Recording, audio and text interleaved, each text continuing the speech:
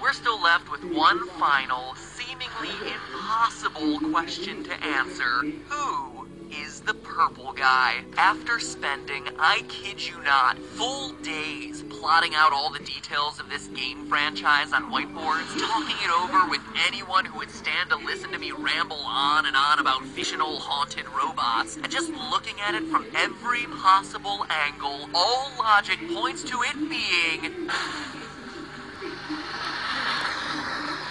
the phone guy. And no, not because I made a theory about it and refused to let it die. Honestly, I couldn't care less if that last video was wrong. At this point, I just care about the truth, and phone guy makes the most logical sense. I know your complaints, and I promise you, if you stick with me, you'll be convinced.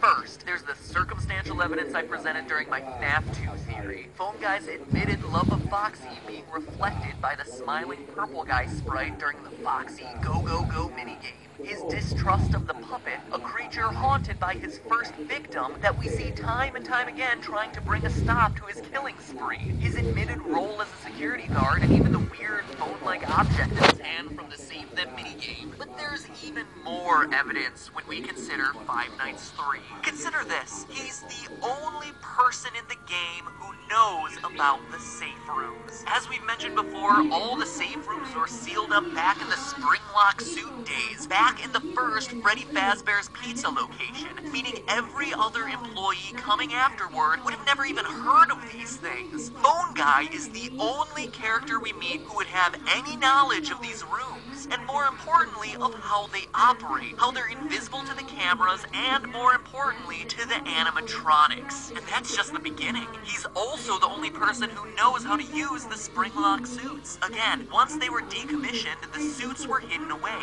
Regardless of whether you believe that the killer used a golden Bonnie suit the whole time, or you think he used a golden Freddy suit, either way, we know for a fact the killer was using one of the yellow spring-locked suits, and Phone Guy is the only character we know who had knowledge of A, where they were hidden, and B, how they were operated safely. Now, I know a lot of people have said that it couldn't have been Phone Guy because he knew better. He knew that they were dangerous and could kill him, so if he was indeed the purple guy, he wouldn't just hop into a Springtrap suit like we see depicted at the ending of FNAF 3. But there's one key detail that everyone has been overlooking, and that Scott carefully included in this game. Listen.